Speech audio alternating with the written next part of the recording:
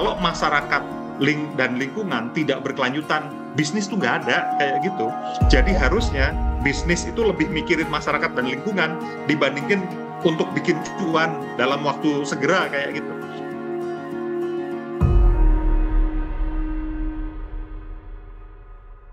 Pada kinerja ekonomi dan faktor ESG, bagaimanakah membuat faktor ESG selalu berjalan dengan maksimal serta tidak adanya titik semu? Itu dari dulu sebetulnya para pakar keberlanjutan perusahaan itu bilang musuh dari keberlanjutan itu ada tiga. Yang pertama itu adalah shareholder primacy. Jadi kalau otak kita itu masih berpikir bahwa yang namanya perusahaan itu untuk memaksimalkan keuntungan buat shareholders, itu berat kayak gitu.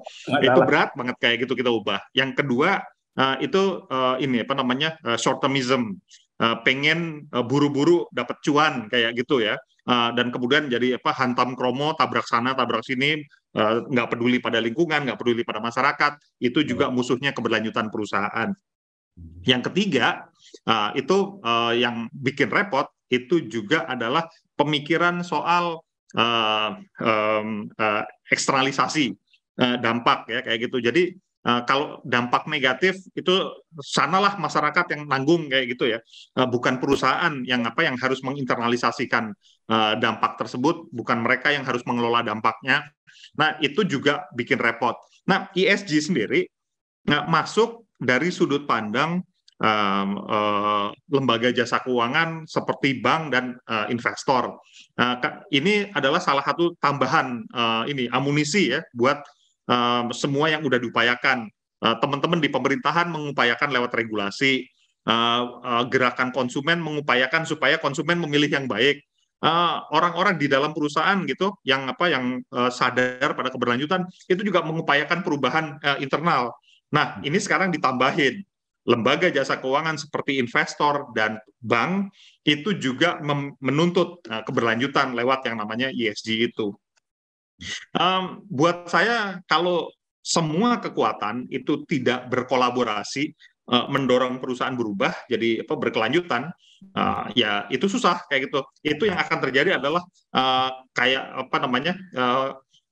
kemajuan yang semu itu. Nah, kalau memang kemajuannya mau hakiki, kita berhenti berantem deh. Kita beneran berkolaborasi gitu, antara LSM, masyarakat, teman-teman di dalam perusahaan, pemerintah, dan kemudian lembaga jasa keuangan.